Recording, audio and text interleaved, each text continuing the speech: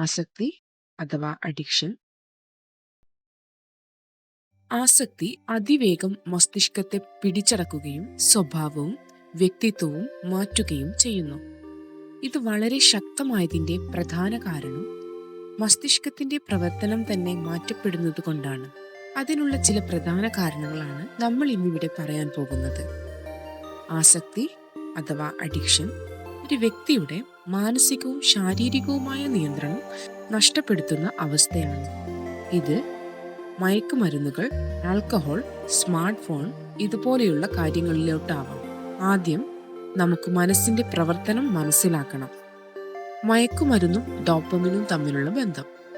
മയക്കുമരുന്നുകൾ മസ്തിഷ്കത്തിലെ ഡോപ്പമിൻ ഉൽപാദനം അപൂർവമായി വർദ്ധിപ്പിക്കുന്നു. അതിനാൽ കൃത്രിമമായ സന്തോഷം നൽകുന്നു. സാധാരണ സാഹചര്യത്തിൽ ഡോപ്പമിൻ ചെറിയ തോതിൽ മാത്രമേ ഉൽപ്പാദിക്കൂ. പക്ഷേ മയക്കുമരുന്നുകൾ എടുത്താൽ ഇത് അസാധാരണമായ രീതിയിൽ ഡോപ്പമിൻ ലെവൽ ഉയർത്തും.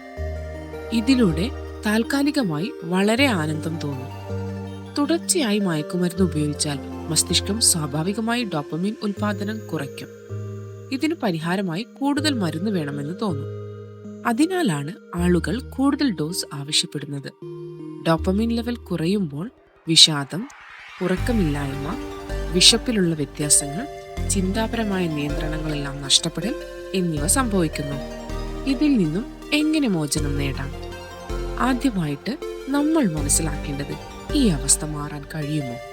തീർച്ചയായും കഴിയും. മനഃശാസ്ത്രത്തിൽ നമുക്ക് പലതരത്തിലുള്ള മാർഗങ്ങളുണ്ട്.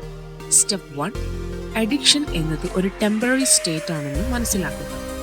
അഡിക്ഷൻ എന്നത് മസ്തിഷ്കം താൽക്കാലികമായി വീഴുന്ന ഒരു ചതിയാണ്.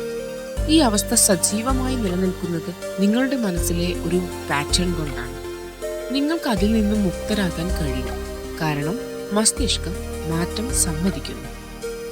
സ്റ്റെപ്പ് 2, നിങ്ങളുടെ ചുറ്റുപാടുകൾ മാറ്റുക.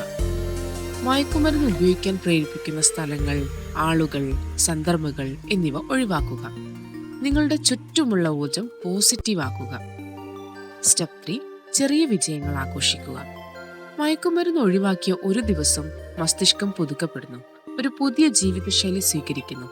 ഒരു ദിവസം പോലും മയക്കുമരുന്ന് ഒഴിവാക്കിയാൽ അത് വലിയ വിജയമാണ്.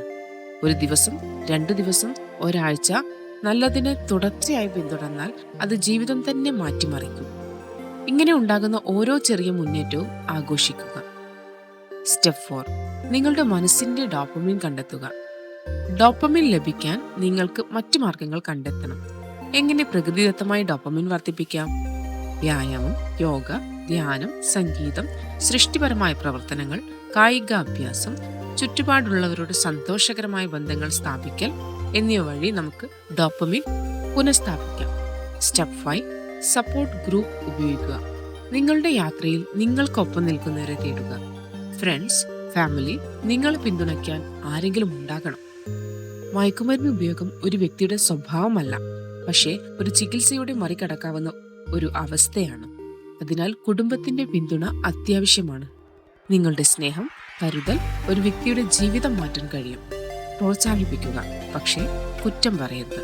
സ്നേഹിക്കുക, പ്രതീക്ഷയോടെ മുന്നോട്ട് പോകുക. നിങ്ങൾക്ക് കഴിയില്ല എന്നോർക്കരുത്. ഇന്നു മുതൽ ഈ യാത്ര തുടങ്ങും. നിങ്ങളുടെ ജീവിതം നിങ്ങളുടെ കൈകളിൽ തന്നെയാണ്. ഇതുപോലെയുള്ള സൈക്കോളജി വീഡിയോകൾ നിങ്ങൾക്ക് ഇഷ്ടമാണോ? ലൈക്ക് ആൻഡ് സബ്സ്ക്രൈബ് ചെയ്യൂ. നിങ്ങളുടെ അഭിപ്രായങ്ങൾ കമന്റ് ചെയ്യാനും മറക്കരുത്.